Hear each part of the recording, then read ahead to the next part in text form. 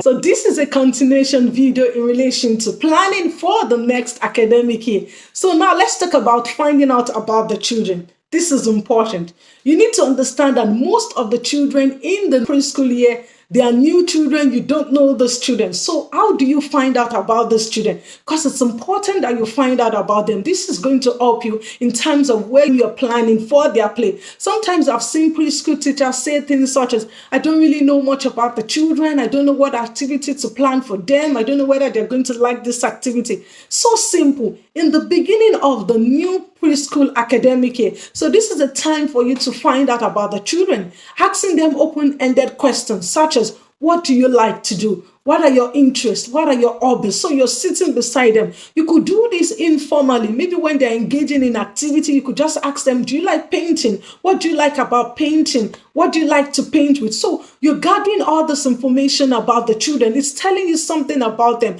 So you're doing this in informal way. You're just asking them questions. What do you like to do at home? What do you play with at home? So this is telling you something about these children. And you need to have your notebook. You need to have your pen by you can take down this point. So they are going to be pointers towards the activity that you're going to provide for the children. But ensure when you're asking the children questions that they are open-ended questions. Stay away from yes or no question. If you ask a child, do you love painting? The child is going to definitely tell you yes or no. But if you ask an open-ended question such as, what do you like to play with at home? What do you play with at home? So the child will be able to elaborate on the question by telling you what they like to play with at home, what they play with at home. So one way you could find out about the children is simple asking the children questions. Ask them open-ended questions about what they love to do. Another way is observing the children when they are playing. You're taking note of what they like. For instance, if the children arrive in the morning, they're engaging in free play. You would see them during free, they will gravitate towards the area that they love. You see some of the children, immediately they arrive in the morning, they take off their coat, they go over to the jigsaw area, puzzle area. You definitely know that what they like. Some will even go and get books. Some will go to the construction area. They go to the pretend area. They will carry doll. So you will definitely know that these are the children are interested in. So another thing could be just observing the children. Observation is the key in early childhood. Observation is watching and listening closely to the children. You're listening to them, you're watching them, you're paying closer attention to what they're doing. This will tell you more about the children. Another way you could find out about the children is simply talking to the parents. You need to understand that parents are the primary caregiver of their children. They know their children best. So you're asking the parent questions about their children, what they love to do, what do they play with at home, what are their interests, what are their strengths, what are their needs. So you're gathering all of this information from the parent. It's telling you something about the children.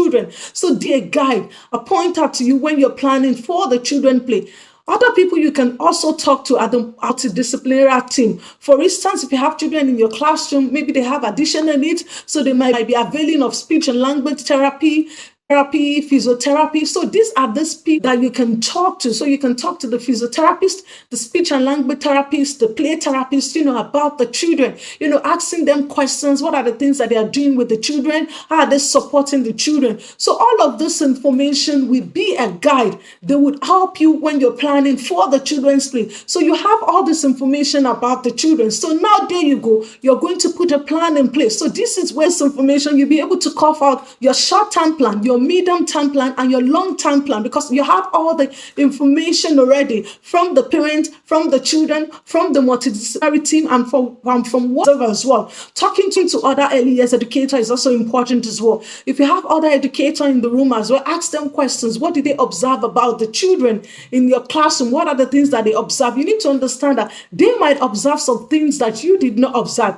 So this is where teamwork comes in. You both rub mind together. Okay, these are the information that we have about the children. So now let's sit down. Let's put a plan in place in relation to how we are going to support the children for the academic year. And I tell you, this is what planning for the next academic year is all about. And if you want more of this video on this channel, what do you have to do? Subscribe. Subscription is free, and not just subscribe. Turn on that notification bell so that whenever a new video is being dropped on this channel, you'll be the first person to be notified. And until I come your way next time, stay safe and mind yourselves for now. Bye.